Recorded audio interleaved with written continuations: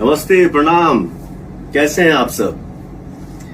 तो हमारा हलवानी एक ठो बड़े प्लेटफॉर्म पे भोजपुरी के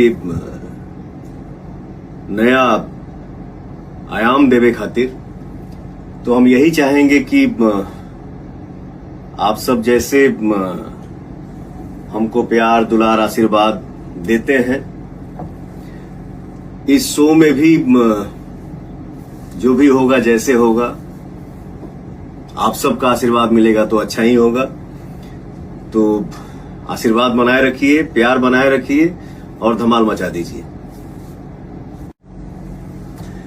नमस्ते, प्रणाम। कैसे हैं आप सब?